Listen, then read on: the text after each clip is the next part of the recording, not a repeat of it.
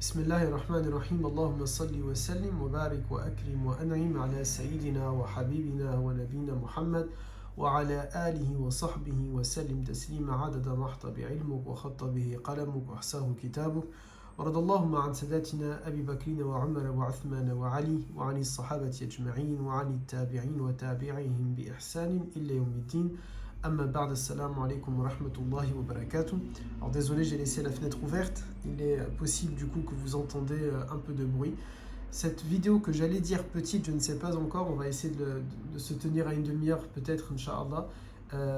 Et l'un des cours que j'aurais pu vous donner à vous les familles qui allaient le regarder et qui partent avec nous, Inch'Allah, en Umrah.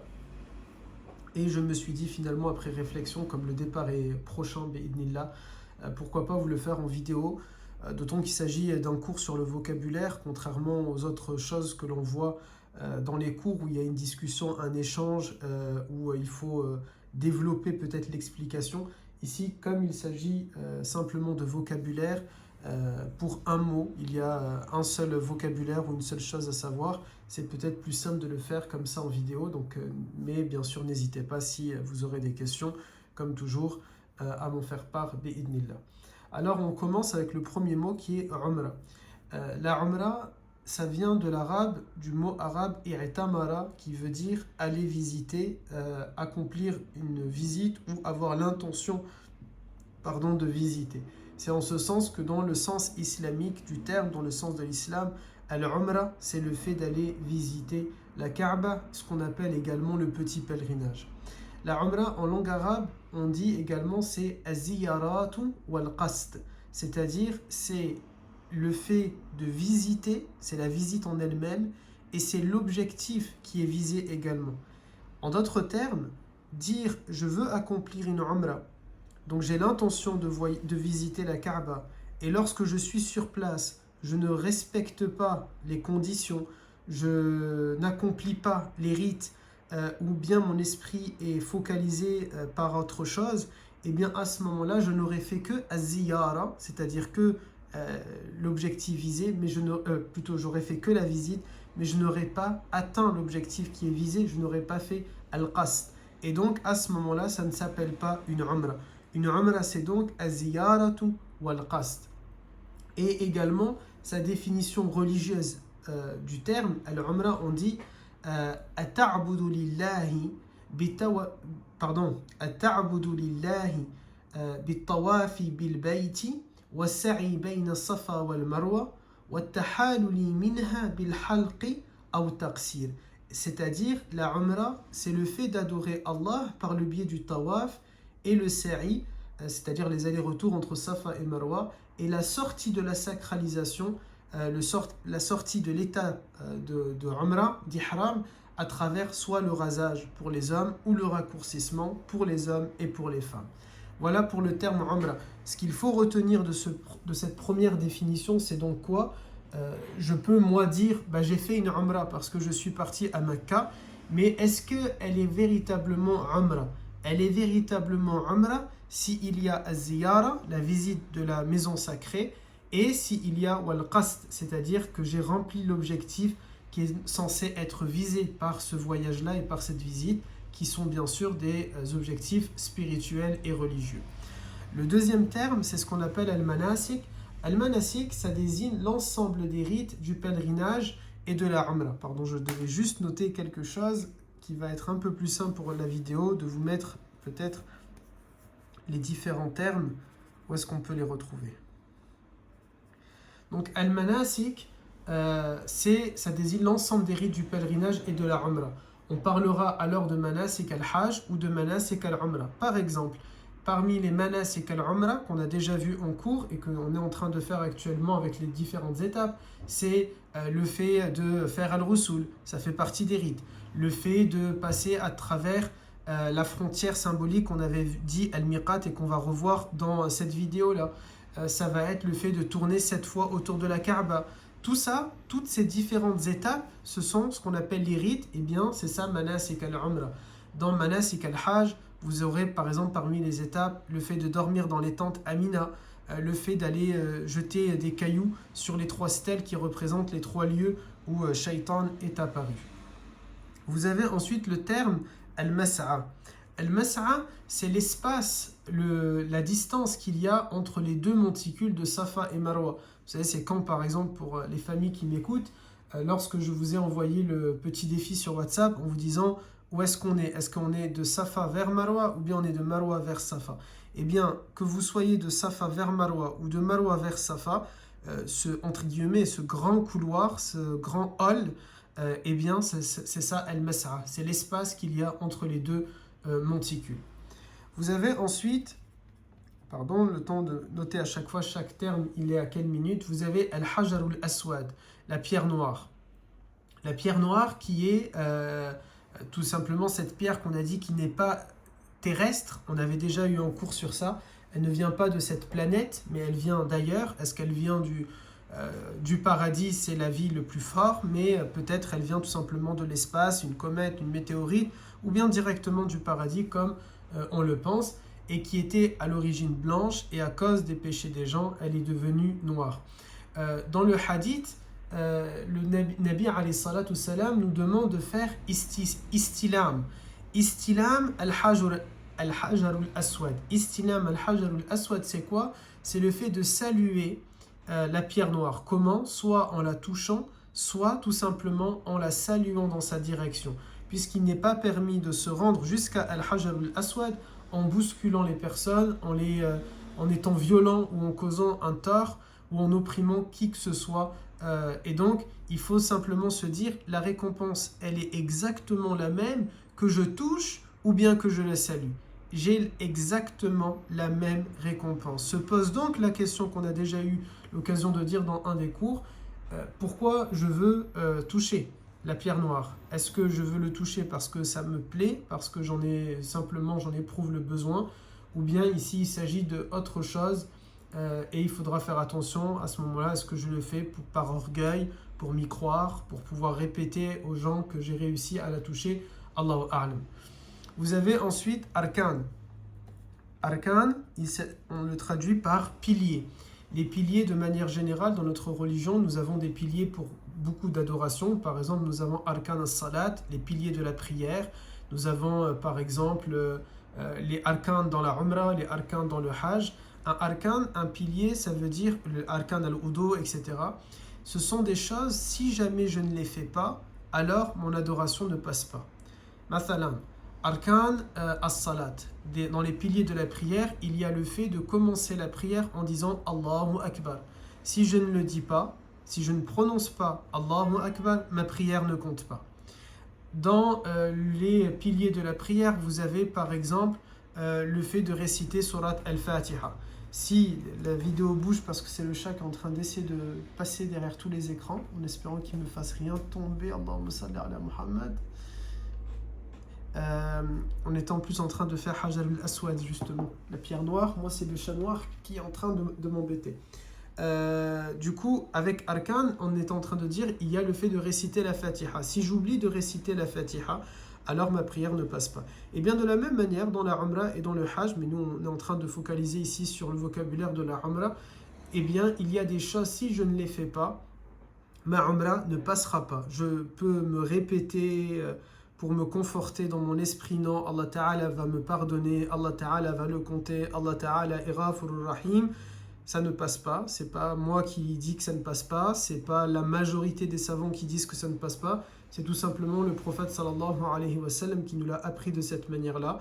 Lorsqu'il y a un acte d'adoration, s'il y a des piliers, si les piliers ne sont pas faits, eh bien l'adoration est caduque, elle est invalidée. Vous avez ensuite le terme tahallul. Tahallul, pardon, je note. Tahallul, littéralement, c'est le fait de rendre quelque chose qui est permissible. C'est le fait de dire que telle chose, on a le droit de le faire. Dans les faits, c'est l'état dans lequel nous sommes lorsque nous ne sommes pas en train de faire une umrah. Lorsqu'on fait une umrah, on dit qu'on est dans un état de muhrim. Vous voyez, vous avez le terme qui est juste ici. L'état de muhrim, ça veut dire qu'on aura plein de choses qui deviennent interdites, qu'on a vu en cours. Par exemple, se ronger les ongles ou se les couper. Par exemple, s'arracher les poils. Par exemple, se parfumer, etc., etc. Plein de choses qu'on a déjà vues et qu'on va revoir bien sûr, Inch'Allah. Eh bien, ça c'est l'état muhrim, c'est l'état où les choses elles sont interdites. Quand je ne suis pas dans cet état-là, de choses qui sont interdites, eh bien tout simplement on dit que je suis dans un état qui s'appelle tahallul. C'est l'état dans lequel moi et vous aujourd'hui on est.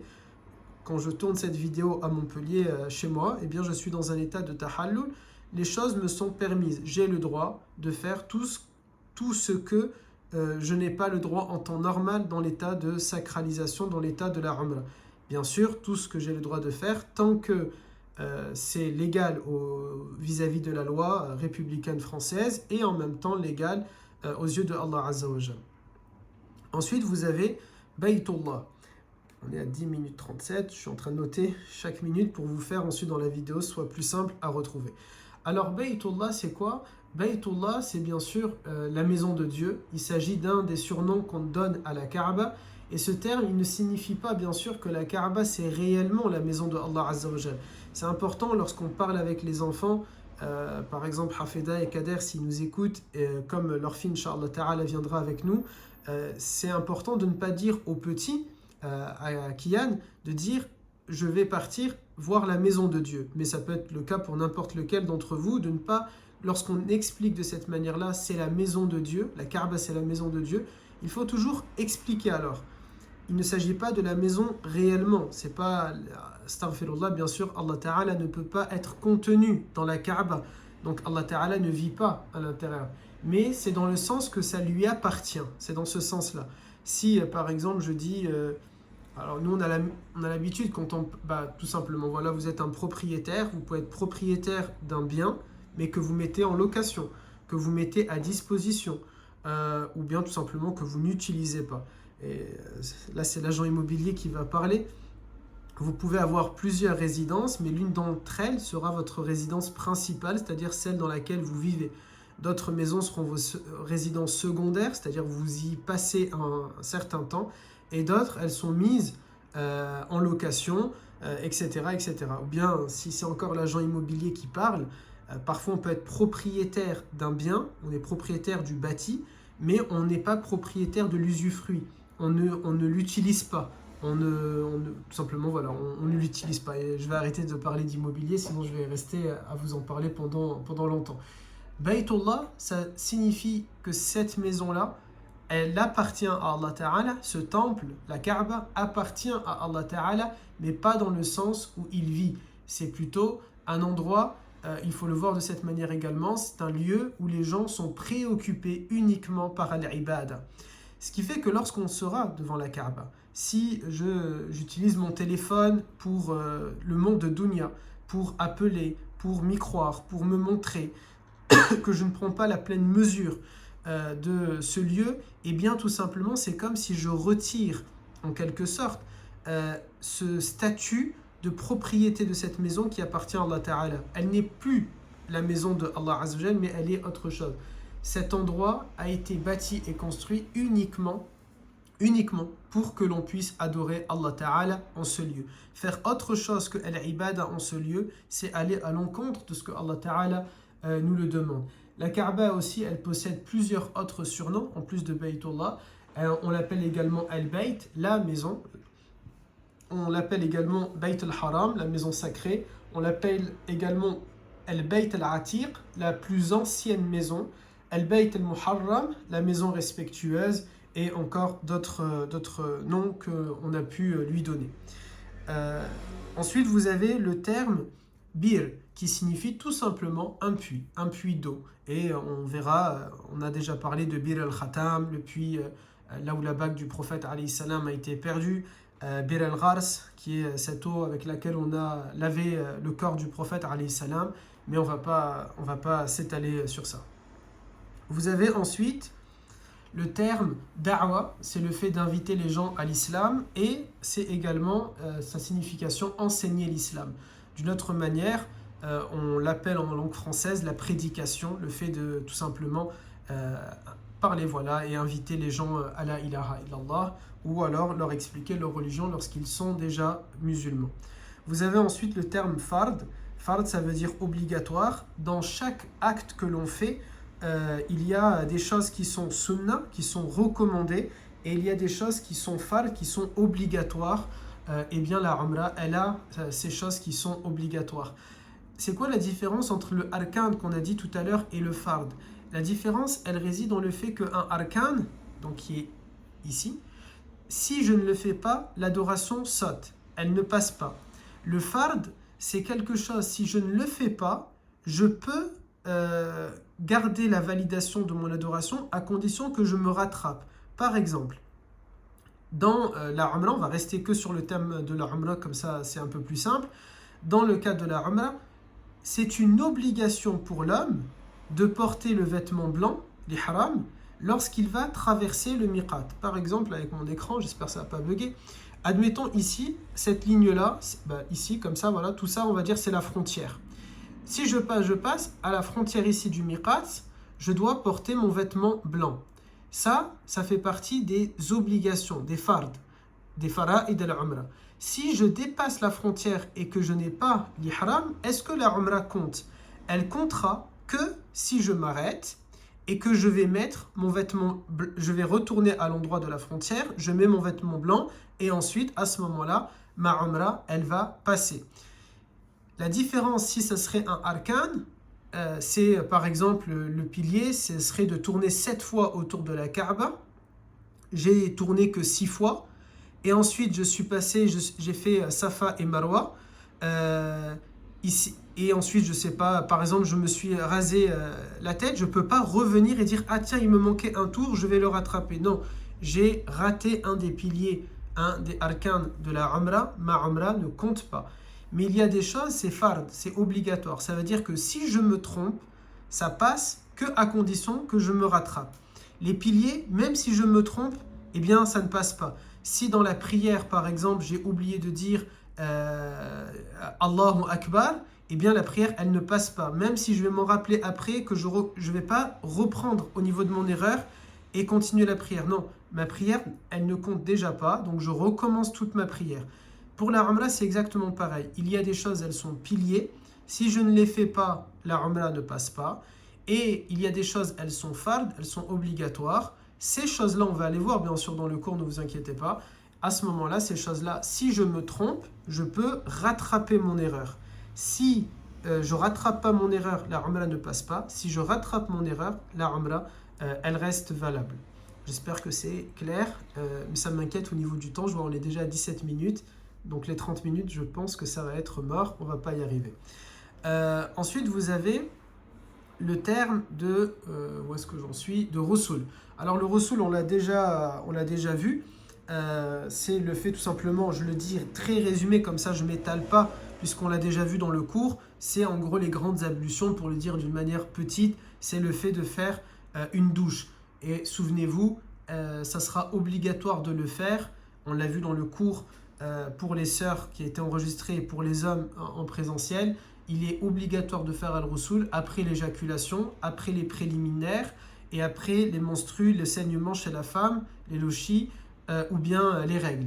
Et dans la sunna, c'est préférable de faire al-Rasul bien sûr à chaque fois, chaque jour, on se douche dans tous les cas, et donc faire cette intention que ce soit un Rasul.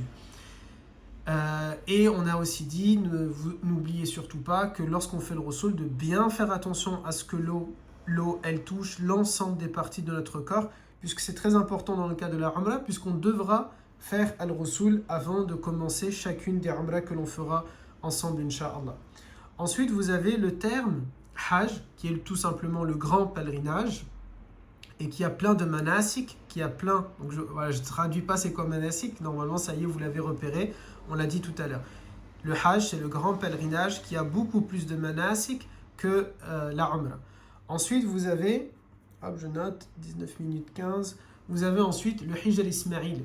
Hijr Ismail, c'est l'espace, le demi-cercle qu'on a déjà vu, qu'on a déjà parlé. Je regarde, non, j'ai pas de photo autour de moi de la Kaaba, ou en tout cas pas de la Kaaba avec, peut-être ici, un instant, non, même pas.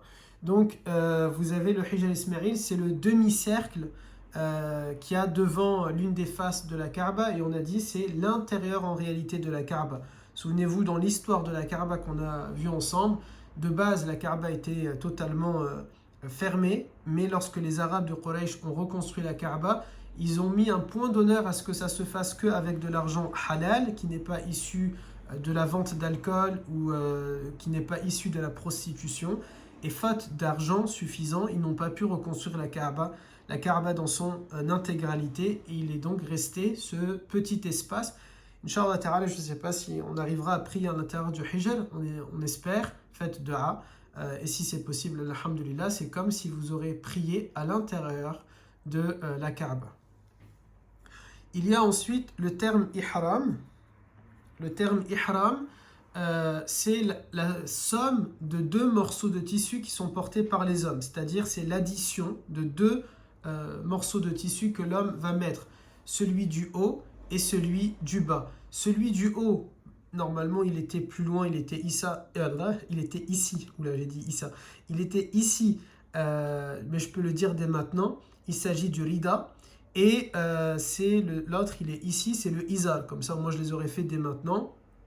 Et donc, lorsque je mets le morceau de tissu en haut, ça s'appelle rida. Si je prends le même tissu et je le mets en bas, il s'appelle izar. Mais ils font la même taille et ils sont exactement pareils. Ce qui veut dire que lors des cas d'Umrah, peut-être à un moment donné, vous allez prendre votre tissu du bas. D'hier, il s'appelait izar. Maintenant, aujourd'hui, vous l'avez mis en haut. Il s'appellera rida. Et izar plus rida est égal à ihram, tout simplement. Là, on est en plein dans les maths. C'est ça ce que ça veut dire, ihram. Ensuite, vous avez le terme ihsar. Ihsar, c'est quoi la signification? C'est le fait d'être empêché de finir sa umrah. Il est possible que lorsque l'on va faire la umrah, eh bien, il y a un ihsar qui va venir, quelque chose qui va nous empêcher de terminer notre umrah. À ce moment-là, il y a deux situations qui sont prévues.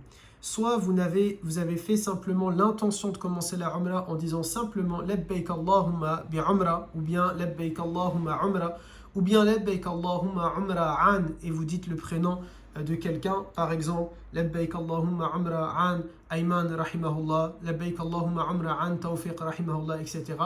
Et bien à ce moment-là, si vous dites que ça, et qu'il y a quelque chose qui vous empêche de finir votre umrah, eh bien vous êtes, désolé, je crois que le terme c'est pas joli donc je vais pas le dire, vous êtes mal barré. Vous êtes mal barré puisque vous ne pouvez pas en fait arrêter la umrah. Quand on commence la umrah, on ne peut pas l'arrêter. Quand on commence la umrah, on est obligé de finir. Là, je vais m'adresser à Kader, qui est le maçon parmi vous. S'il commence, je sais pas, je dis n'importe quoi, ça se trouve c'est pas du tout ça. Mais s'il commence à couler une dalle, je ne sais pas s'il peut s'arrêter en plein milieu pour aller manger ou boire un café. Est-ce qu'il n'est pas obligé de finir de couler sa dalle? Ou bien M. Kesby qui peut nous le dire lorsqu'il est en train de monter la véranda, est-ce qu'il peut s'arrêter en plein milieu ou il ne faut pas qu'il s'arrête en plein milieu? La umrah, elle ne peut pas s'arrêter en plein milieu. Une fois que j'ai commencé la umrah, je suis obligé d'aller jusqu'à la fin de mon étape. Même si j'ai un ihsar, un empêchement qui arrive. C'est quoi l'ihsar? Je dis n'importe quoi. Par exemple, je viens de me blesser. J'ai trop mal au ventre. J'ai trop mal à la tête. J'ai une forte migraine. Je ne peux pas arrêter de faire ma umrah. À la limite, ce que je peux faire, c'est rentrer à l'hôtel, me poser un peu, le temps nécessaire, mais je reste en état de umrah. Ça veut dire que tous les interdits de la umrah, ils s'appliquent toujours à moi. Et à ce moment-là, quand je me sens un peu mieux, même si ça prend 2 jours, je devrais aller terminer ma umrah. Mais pendant les 2 jours, je reste avec tous les interdits de la umrah qui me sont encore concernés. C'est donc un état qui est compliqué. Pour éviter que le ihsar ne me casse la tête, eh bien tout simplement, ce que l'on va faire, c'est qu'on va faire une intention. Lorsqu'on va rentrer dans la umrah, on dira Labbaik Allahumma umrah, Allahumma mahilli haythu ma habastani. On demande à Allah Ta'ala, Ya Allah, j'ai l'intention de faire une umrah et je te demande, je dis à Allah Ta'ala, je vais me sacraliser jusque là où tu me feras haythu ma habastani, jusqu'à là où tu vas me faire arrêter. Et si un ihsar intervient et qu'il me met à mal pour continuer ma umrah, alhamdulillah, alors j'arrête à cet endroit-là. Est-ce que je suis quand même récompensé comme avoir fait une umrah? Ça, c'est entre les mains d'Allah Azza wa Jal et c'est lui qui décide qui il veut récompenser et qui il ne veut pas récompenser. Ensuite, vous avez le terme ittiba'. Le terme ittiba', il signifie quoi? Il signifie le fait de découvrir son épaule droite pour les hommes une fois et uniquement une fois qu'ils arrivent devant la Kaaba. Bien que notre épaule, et on l'a déjà dit pour les hommes, bien que notre épaule n'est pas awra, c'est-à-dire on a le droit en soi de montrer nos épaules, mais lorsqu'on porte l'ihram, eh bien il n'est pas joli, il n'est pas recommandé, il n'est pas pudique et il n'est pas respectueux vis-à-vis de ce vêtement et de cet état de découvrir, de marcher comme ça en découvrant notre épaule. On couvre nos épaules en le portant puisqu'on est censé porter notre linceul. Et quand on est dans un linceul, on n'a pas l'épaule découverte. On le fait uniquement devant la Kaaba et quand on tourne pour le tawaf qui est celui de la Umrah. Et non pas pour d'autres tawaf. À ce moment-là, cela on va pas faire, on va pas découvrir notre épaule pour cela. Vous avez ensuite le terme izar, mais du coup je l'ai expliqué tout à l'heure. La Kaaba, bon, c'est la maison sacrée, je pense que pas besoin de s'y attarder. Vous avez ensuite le terme kiswa. Le terme kiswa, quand je dis pas besoin de s'attarder pour le terme Kaaba, bien sûr, c'est parce que tout ce que l'on fait, tout ce que l'on dit tourne autour d'elle. Nous-mêmes, Inch'Allah Ta'ala, on pourra tourner autour d'elle. Le terme kiswa, littéralement, ça veut dire la robe. Ça, c'est la vraie signification. Et d'ailleurs, je crois chez les Marocains, on dit le kswa. Si je ne me trompe pas, là, je demande à Reda, Mehdi, qui sont peut-être expertes dans le domaine de la langue arabe, hein, pas de la kiswa. Ou peut-être aussi, je ne sais pas. J'arrête de faire des blagues. Littéralement, ça veut donc dire la robe. Mais pour nous, kiswa, ça veut dire le vêtement, la robe qui recouvre la Kaaba, et c'est également son linceul. C'est-à-dire, c'est comme si elle porte son vêtement d'enterrement. Elle est prête à la fin des temps, elle est prête à sa disparition, puisque tout est censé disparaître à la fin des temps. Vous avez ensuite Maqam Ibrahim. Maqam Ibrahim, qui est la station, on le traduit de cette manière-là, la station d'Ibrahim, et c'est quelque chose, aujourd'hui c'est une vitre avec une dorure, mais à l'intérieur, c'est le maqam en réalité, c'est plutôt ce qu'il y a à l'intérieur, cette pierre sur laquelle Ibrahim alayhi salam, notre bien-aimé, sallallahu alayhi wa sallam, Ibrahim, est monté pour construire la Kaaba, qui lui a servi d'échafaudage pour construire la Kaaba. Et qui comporte donc les traces de ses pieds. Aujourd'hui, nous, quand on dit on touche le maqam, en fait, on touche en réalité la protection qu'il y a autour du maqam. Masjid, je ne vais pas m'attarder parce que c'est assez facile, ça veut dire tout simplement une mosquée, mais ça, je pense quand même que vous le saviez. Vous avez ensuite le terme mataf. Mataf, c'est l'esplanade sur laquelle est située la Kaaba. Vous savez, cette grande esplanade que l'on voit quand on met Makkah Live, eh bien cette esplanade, ça s'appelle le Mataf. Ce qui fait que lorsque vous allez faire votre 5e Umrah, que vous allez faire tout seul, pas en groupe peut-être, comment vous allez savoir pour aller jusque là-bas? Eh bien vous vérifiez dans les panneaux, soit le symbole de la Kaaba qui est dessiné, soit vous lisez Mataf, ou bien vous demandez aux autorités Al-Mataf, When al-Mataf, ou bien Where is the Mataf please? Et à ce moment-là, ils vont vous montrer. Ou bien pour Reda Finahu al-Mataf, voilà, il s'est pris une balle durant la vidéo. Ensuite, vous avez Al-Mizab. Al-Mizab, hop, je note, 28 minutes 28.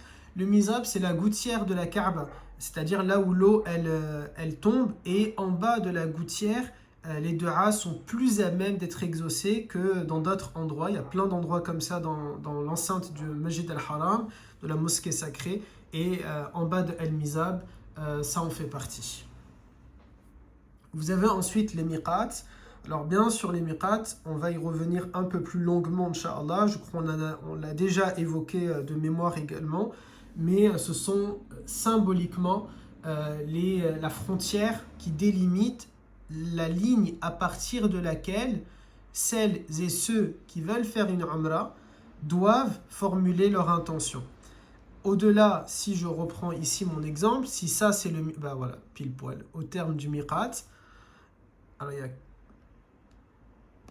il y a quelqu'un qui est en train de m'appeler en même temps, donc j'espère que ça n'a pas coupé. Je ne sais pas comment faire, j'espère que vous m'entendez toujours dans la vidéo. Bi'idnillah. Si on ne m'entendait pas à ce moment-là, je ne peux même pas vous dire, dites-moi-le. Inch'Allah ta'ala, si depuis tout à l'heure là je parle et que vous ne m'entendez pas, a priori quelqu'un est censé me dire à un moment donné on ne vous entendait plus du tout, on vous voyait bouger comme ça, mais on ne vous entendait pas. Khair, Inch'Allah, j'espère que vous m'entendez. Le miqat qui est donc la frontière. Si le miqat est ici et que je dépasse cette frontière là, et bien à ce moment là, si j'ai pas formulé l'intention de dire labbaik Allahumma umra ou bien labbaik Allahumma bi umra, eh bien ça signifie que je ne suis pas rentré dans la sacralisation. C'est la frontière au-delà de laquelle celles et ceux qui veulent faire une umra doivent formuler leur intention ici. Les hommes, quant à eux, devront porter l'ihram et ne pas dépasser cette frontière sans le porter. On est ensuite avec le terme muhrim ou muhrimin. C'est le muhrimin au pluriel, muhrim au singulier, on l'a dit déjà tout à l'heure. Vous avez ensuite le multazam. Al-multazam, c'est un endroit au niveau de la Kaaba. Je regarde si j'ai une photo ici. Non, je n'ai pas de photo ici qui montrerait le multazam.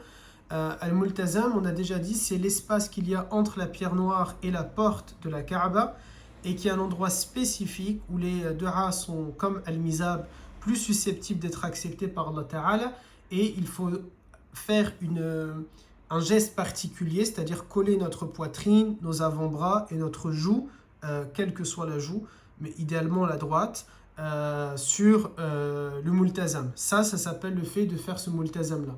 Mais souvenez-vous, on l'avait déjà vu en cours, et bien sûr, si jamais vous avez une question sur ça, n'hésitez pas, je vous remontrerai comment on est censé l'accomplir.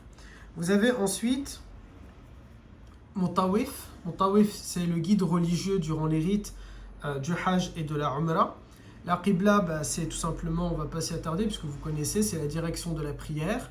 Ensuite, vous avez le Raml. Raml, c'est quelque chose qui est, je crois, chez les Marocains, Raml, c'est le sable de mémoire. Mais ici, dans les manasik de al-Umrah ou les manasik al-Hajj, Raml, c'est le fait de courir, ou peut-être pas courir directement, mais marcher à pas rapide pour les hommes durant les 3 premiers tours du tawaf. C'est une sunna que les 3 premiers tours autour de la Kaaba, les hommes vont le faire à marche très rapide, voire à des petits pas comme s'ils couraient. C'est quelque chose qui est compliqué aujourd'hui à faire. Lorsqu'on le fait, on avait vu ça avec les hommes, ça peut être un peu bizarre. Déjà en groupe, c'est quasiment pas possible parce que on attirerait trop l'attention et ça peut être même risqué pour la sécurité des autres.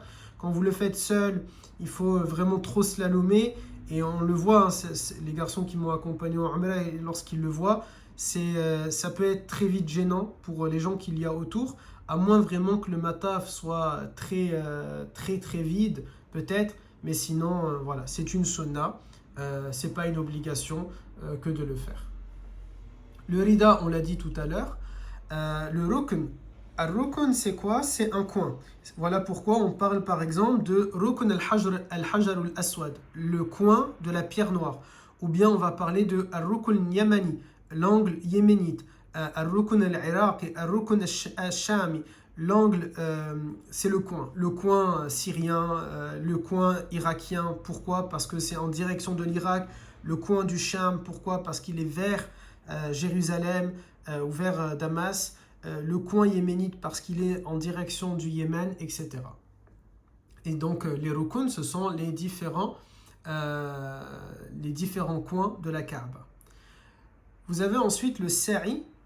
Le sa'i, c'est quoi? Le sa'i, c'est le fait de partir d'un point qui est Safa vers Marwa, ou bien de Marwa vers Safa. En fait, les allers-retours, ça s'appelle le sa'i. C'est quoi la différence donc entre le sa'i et al-mas'a? Al-mas'a, c'est qui est ici. Al-mas'a, c'est le grand couloir, c'est le bâtiment en gros, qui est entre Safa et Marwa. Et le sa'i, c'est le fait de faire ça. Pour le dire d'une autre manière, comment on pourrait le dire? C'est comme si je dis, c'est bizarre, mais c'est juste pour qu'on comprenne. Al-Mas'a, c'est l'esplanade, c'est le grand couloir, donc c'est comme si je dis c'est le bloc d'entrée, voilà, c'est le bloc de ma résidence. Et le sa'i, c'est le fait que je monte chez moi et je descends, d'en haut à en bas, d'en bas à en haut. Le fait de faire les allers-retours, ça s'appelle le sa'i. Et où est-ce que j'accomplis mon sa'i? Où est-ce que je fais ces allers-retours? Je le fais dans Al-Mas'a, dans ce bloc, dans ce grand bâtiment, dans ce grand couloir. Hop, désolé, il y a quelqu'un d'autre qui était en train de m'appeler en espérant que ça ne va pas couper le son également. J'attends un tout petit peu en espérant que vous m'entendez toujours.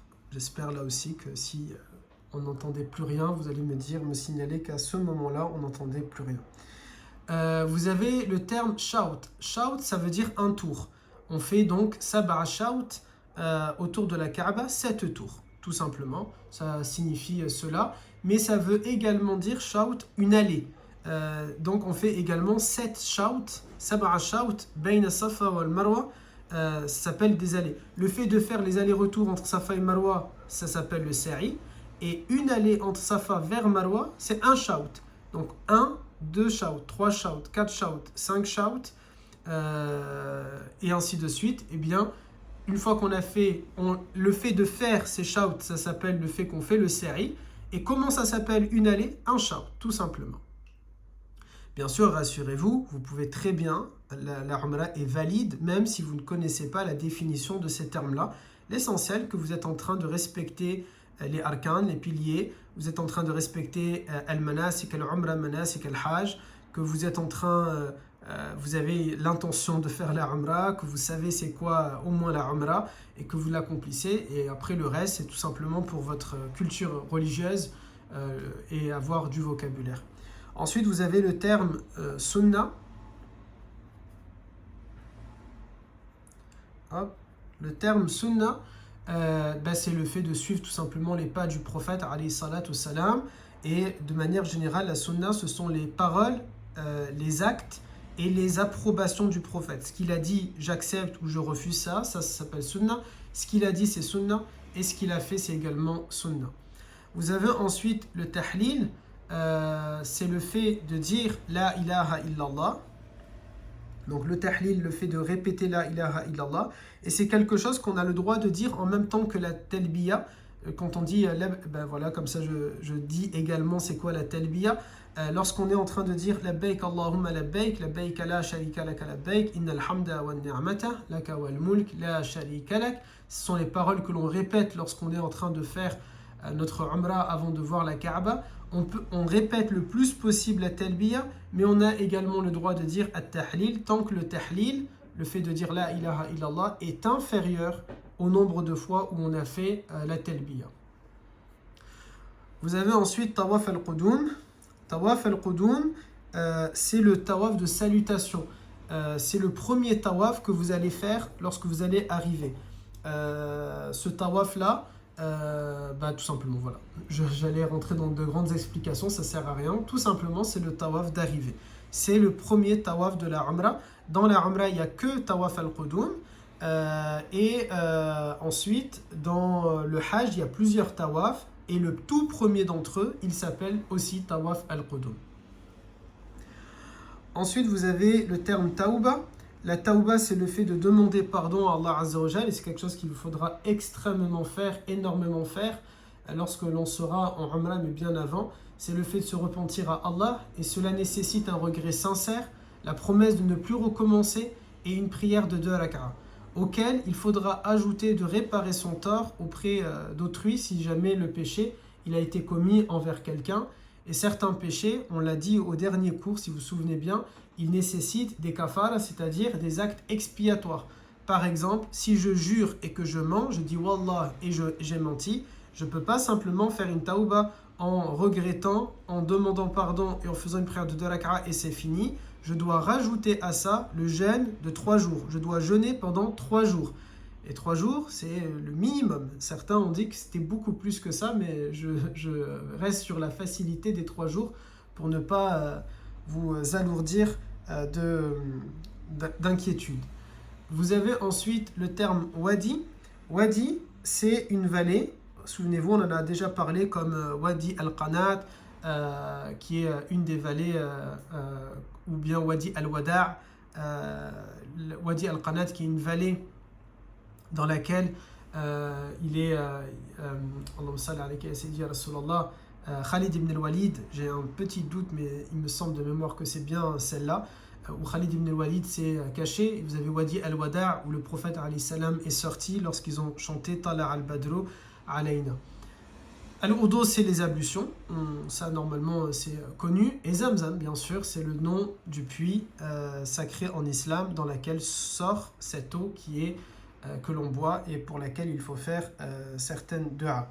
Et je rajouterai, il n'est pas affiché sur le vocabulaire ici, mais on pourrait rajouter Al-Wada', Tawaf Al-Wada', peut-être le rajouter comme ça, on va le mettre ici, Tawaf Al-Wada' qui est le Tawaf d'adieu.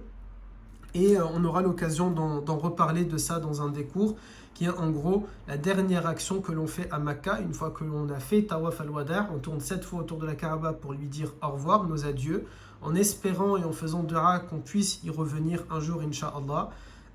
Et bien, une fois qu'on l'a fait, normalement on est censé quitter Makka directement après. Nous on le fera et on rentrera simplement à l'hôtel, soit pour ramasser les valises ou bien pour des question d'organisation. Il est possible qu'on le fasse, qu'on rentre prendre le petit déjeuner et ensuite on s'en va, Inch'Allah. Mais en gros, l'idée c'est qu'une fois qu'on a fait Tawaf al-Wada', on ne se balade pas dans la ville, on ne fait plus de visites, simplement on est censé être dans le fait de partir. Voilà pour ce cours qui était censé durer 30 minutes, il en dure 42 minutes. Barakallahu fikum, wassalamu alaikum wa rahmatullah.